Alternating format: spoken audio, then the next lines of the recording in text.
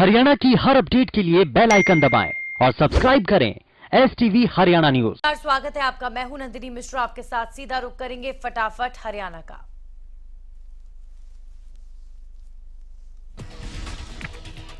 बड़ौदा उपचुनाव के लिए नामांकन का आखिरी दिन आज 17 अक्टूबर को नामांकन पत्रों की जांच की जाएगी। वहीं 19 अक्टूबर तक उम्मीदवार अपना नामांकन वापस ले सकते हैं।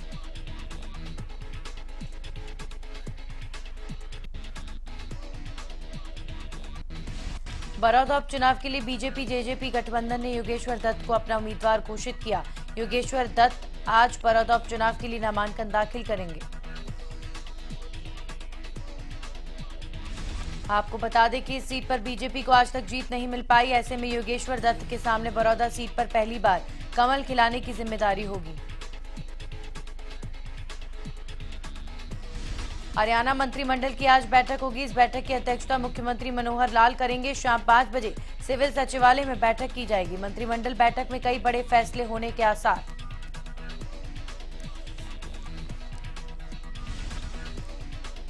बड़ौदा उपचुनाव में कांग्रेस ने नए चेहरे पर दांव खेला। बड़ौदा में कांग्रेस ने इंदुराज नरवाल को अपना उम्मीदवार बनाया। सूत्रों के हवाले से ऐसी जानकारी सामने आ रही है।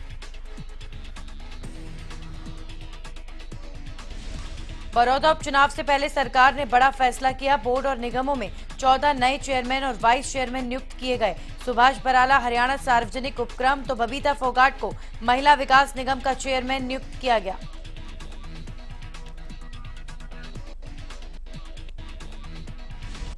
प्रदेश के स्वास्थ्य मंत्री अनिल विज ने जिला नागरिक अस्पताल पानीपत में स्थापित की गई नई कोविड-19 आणविक प्रयोगशाला का वीडियो कॉन्फ्रेंसिंग के जरिए उद्घाटन किया। इस दौरान उन्होंने बताया कि राज्य में अब सरकारी अस्पतालों और मेडिकल कॉलेजों में ऐसी कोविड-19 लैब की संख्या में एक और वृद्धि हो गई है, जिससे हर रोज किए जाने वाले टेस्ट में बढ़ोतरी होगी। इसके साथ ही विभाग ने सभी जिलों में इस तरह की लैब स्थापित करने का लक्ष्य रखा है, जिसके तहत जल्दी यमुनानगर और भिवानी में भी ऐसी लैब बनाई जाएगी।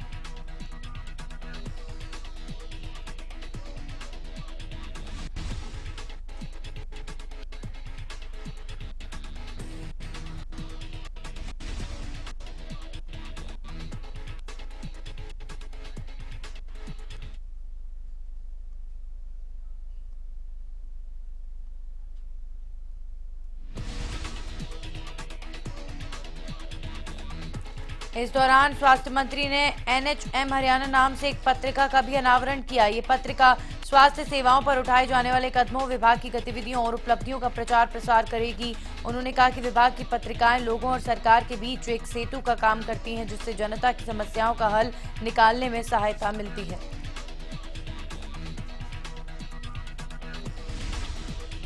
स्वास्थ्य, आयुष एवं गृह मंत्री अनिल विज ने कहा है कि योग को शिक्षा के पाठ्यक्रम में भी शामिल करने तथा प्रदेश में विश्व स्तरीय ध्यान योग केंद्र स्थापित करने पर भी विचार किया जा रहा है।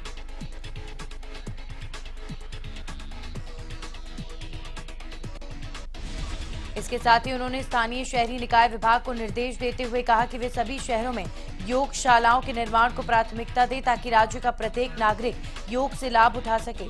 विज ने कहा कि प्रदेश में इस वक्त 594 योग और व्यायाम शालाएं बनाई जा चुकी हैं।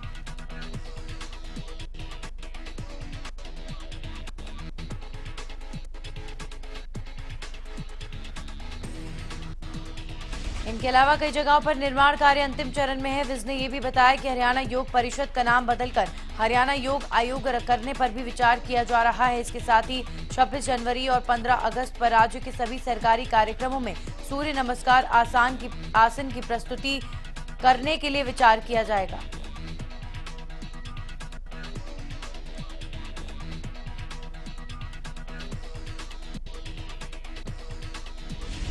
प्रदेश में आगामी त्योहारों के मौसम को देखते हुए लोगों की आवाजाही और बाजारों में भीड़ भाड़ होने की संभावना ज्यादा है, जिसके चलते मुख्य सचिव विजय वर्धन ने संबंधित विभागों के अधिकारियों के साथ बैठक कर जल्द से जल्द मानक संचालन प्रक्रियाएं जारी करने के निर्देश दिए हैं।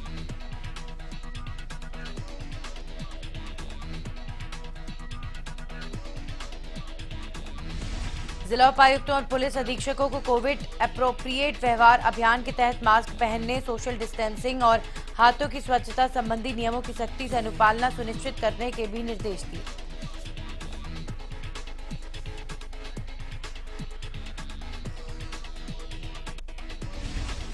वीडियो कॉन्फ्रेंसिंग के जरिए हुई बैठक में मुख्य सचिव ने विशेष तौर पर पंचकुला उपायुक्त को श्री माता मनसा देवी मंदिर और गुरुग्राम के उपायुक्त को श्री शीतला माता मंदिर के लिए जल्द मानक संचालन प्रक्रियाएं यानी एसओपी जारी करने के निर्देश दिए हैं।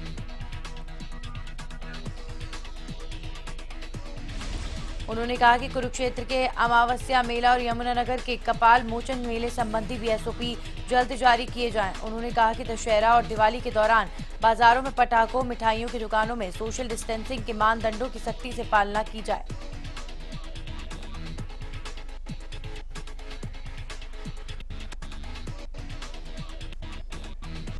नारनौल के धोलेरा माइनिंग जोन में नियमों की अनदेखी की जा रही है। माइनिंग में जो ब्लास्ट 1 से 3 या फिर 2 से 4 के बीच में किया जाना चाहिए, वो ब्लास्ट 5 बजे के बाद किया जाता है, जो कि नियम के अनुसार नहीं है।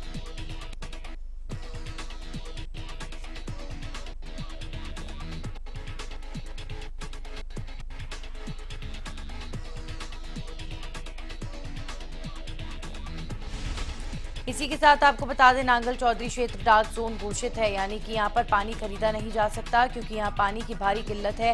बावजूद इसके माइनिंग में आसपास के गांवों से हर दिन कई टैंकर पानी लाया जाता है।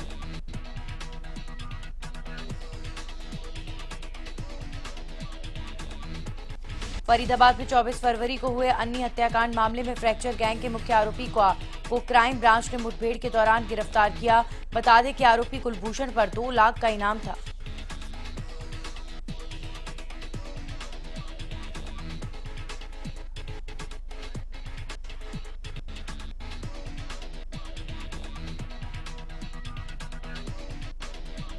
मुठभेड़ के दौरान आरोपी के पैर में गोली लगी, जिसके बाद सीआईए ने फरीदाबाद से आरोपी को गिरफ्तार किया। फिलहाल आरोपी को फरीदाबाद के सिविल अस्पताल में भर्ती कराया गया है। वहीं पुलिस इस मामले में अभी कुछ भी बोलने से मना कर रही है।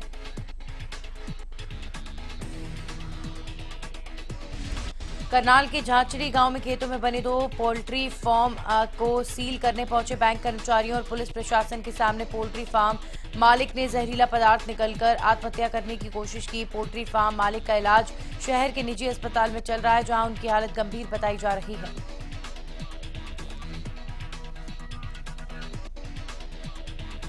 बता दें कि पोल्ट्री फार्म मालिक ने 2013 में बैंक ऑफ इंडिया तरावड़ी से करीब 1 करोड़ 50 लाख का लोन लिया था। लोन ना चुका पाने पर बैंक कर्मचारी पोल्ट्री फार्म को सील करने के लिए पहुंचे थे।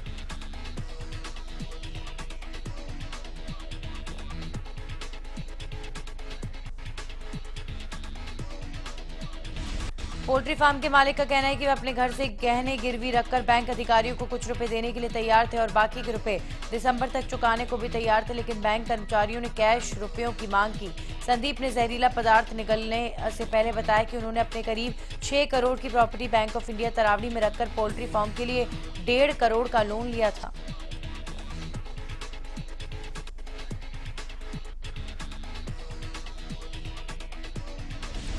पानीपत के गांव कुराट में एक रिटायर्ड फौजी को उसके ही फौजी बेटे ने जान से मारने की धमकी दी। बुजुर्ग पिता का आरोप है कि उसका बेटा उसे जान से मारने की धमकी देता है और जमीन नाम करवाने को लेकर उसे बार बार परेशान करता है।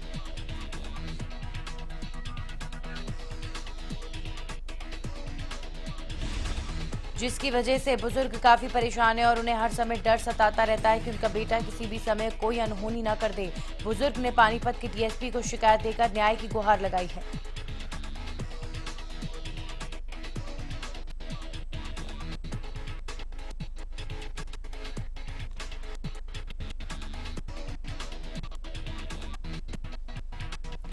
वहीं डीएसपी सतीश वत्स ने कहा कि बुजुर्गों पर अत्याचार की काफी शिकायतें आ रही हैं। कुरार गांव में भी एक बेटे द्वारा अपने पिता को जान से मारने की धमकी दी गई है। पूरे मामले की जांच की जा रही है और संबंधित थाने को बोल दिया गया है। मामले में उचित कार्रवाई की जाएगी।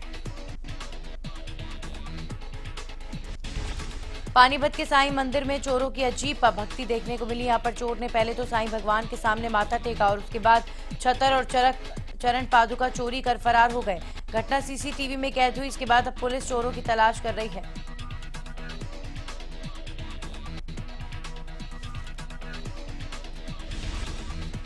बता दें कि साईं मंदिर में चोर दीवार फांदकर अंदर घुसे थे, जिसके बाद दो गेटों के ताले तोड़कर मंदिर के अंदर चोर दाखिल हुए। चोर ने पहले साईं बाबा की मूर्ति के सामने माथा टेका और उसके बाद चांदी का छतर, ग्लास और चरण पादुका चोरी की।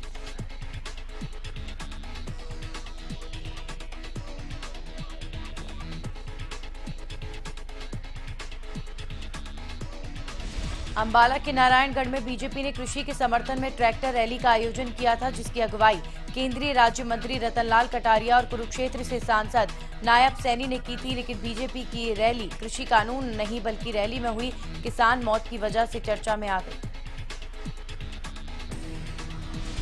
किसान की मौत के बाद पुलिस ने आईपीसी की धारा 302 समेत अन्य धाराओं के तहत प्रदर्शन कर रहे करीब 7 लोगों पर मामला दर्ज कर लिया है। इस मामले पर हरियाणा के गृह मंत्री अनिल विज ने कहा कि इस रैली के आयोजन में रतनलाल कटारिया और नायब सैनी थे। इस मामले पर वो उनसे बात करके ही कुछ बता पाएंगे।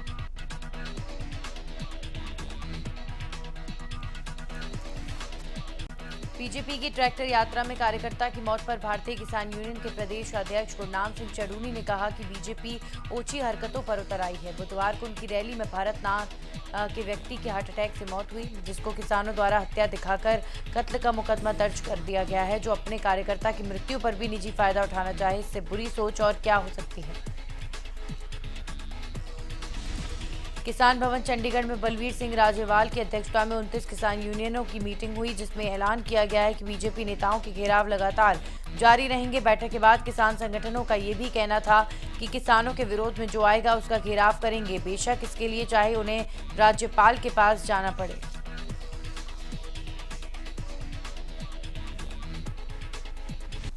कृषि कानूनों के विरोध में शहीद भगत सिंह स्टेडियम में चल रहे किसानों का पक्का मोर्चा धरने पर प्रदेश भर से 17 किसान संगठनों के पदाधिकारियों की बैठक हुई। बैठक में आगे की रूपरेखा तैयार की गई। भारतीय किसान यूनियन ने प्रदेश महासचिव दिलबाग सिंह हुड्डा ने बताया कि बैठक में सर्वसम्मति से फैसला लिया गया कि 19 अक्टूबर से पूरे हरियाणा में तीनों काले कानूनों के विरोध में प्रचार अभियान शुरू किया जाएगा। इसके लिए बाकायदा संगठनों के पदाधिकारियों और किसानों की टीमें बनाई जाएंगी, जो गांव-गांव जाकर कानूनों के खिलाफ किसानों को जागरूक करेंगे।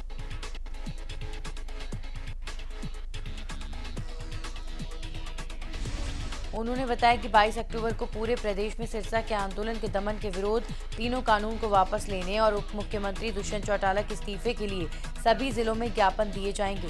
शुक्रवार से सीएम सिटी करनाल में सिरसा के किसानों के आंदोलनों के समर्थन में धरना शुरू किया जाएगा। अगर सरकार फिर भी नहीं चाहती तो इस आंदोलन को राष्ट्रीय स्तर पर लेकर जाएंगे।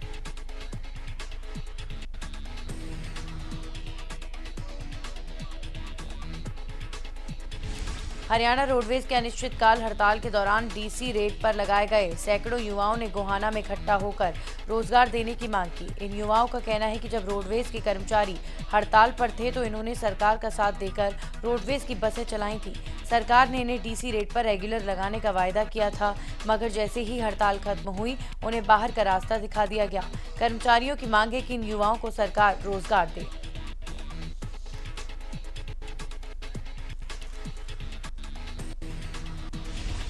मौसम में ठंड बढ़ने के साथ ही फतेहाबाद के आसमान में पराली का धुआं भी बढ़ने लगा।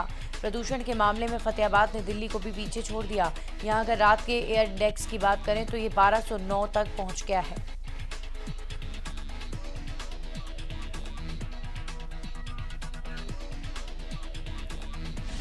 कयास लगाए जा रहे हैं कि आने वाले दिनों में हालात और भी ज्यादा खराब हो सकते हैं। पराली जलाने के मामले पर प्रशासन के अधिकारियों का कहना है कि पराली जलाने वाले 42 किसानों के खिलाफ मामला दर्ज किए जा चुके हैं और कई जगहों से उन्हें पराली जलाने की शिकायतें मिली हैं।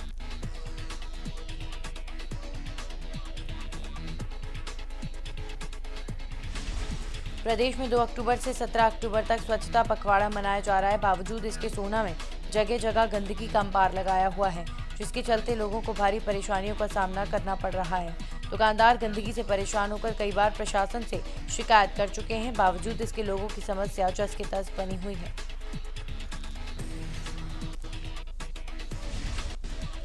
भिवानी के लघु सचिवालय के बाहर मैकेनिकल वर्कर्स यूनियन द्वारा 8 सूत्रीय मांगों को लेकर धरना दिया गया। धरने को लेकर वर्कर्स ने कहा कि सरकार जल्द से जल्द उनकी मांगों को पूरा करे, नहीं तो ये धरना आंदोलन का रूप ले सकता है।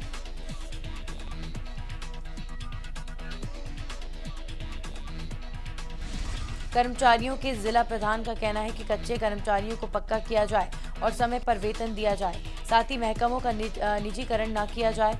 उन्होंने कहा कि अगर उनकी ही मांगें पूरी नहीं की गई तो हम सरकार का पूर्ण रूप से विरोध करेंगे।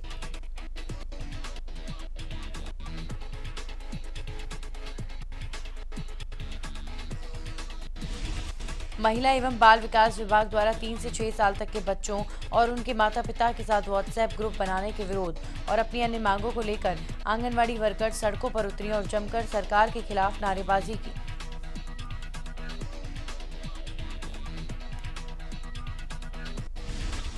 रादौर क्षेत्र में यमुना नदी के घाटों पर खनन ठेकेदारों की मनमानी जारी है।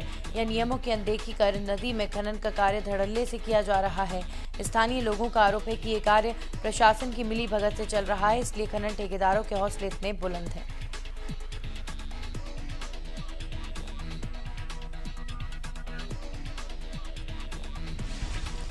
दूसरी ओर खनन सामग्री से लदे ओवरलोड वाहन लोगों की जिंदगी लील रहे हैं। ओवरलोडिंग की वजह से यहां की सड़कें खस्ताहाल हो चुकी हैं, जिसकी वजह से हर दिन सड़क हादसे का डर बना रहता है।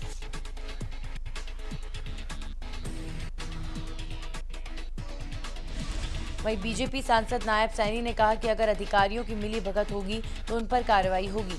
उधर जब इस बारे में रादौर से एसडीएम सुशील कुमार से संपर्क करने की कोशिश की गई तो उन्होंने इस मसले पर बोलने से ही इनकार कर दिया।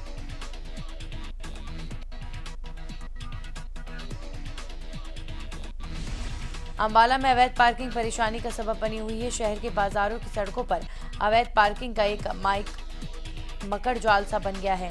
ये समस्या लगातार बढ़ती जा रही है, जबकि त्योहारों का सीजन सर पर आ गया है। लोग जहां चाहें वहीं पर अपना वाहन खड़ा करके चलते बनते हैं। बाजारों से पैदल निकलना भी मुश्किल हो जाता है। जब इस बारे में अंबाला की ट्रैफिक इंस्पेक्टर से बात की गई तो वो इस समस्या को लेकर अपना पल्ला झाड़ते नजर आए।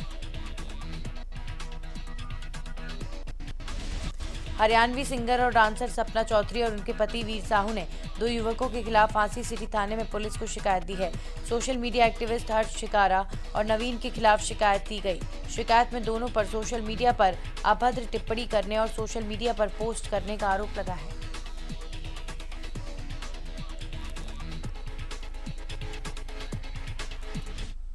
और इसी के साथ फटाफट हरियाणा में इतना ही।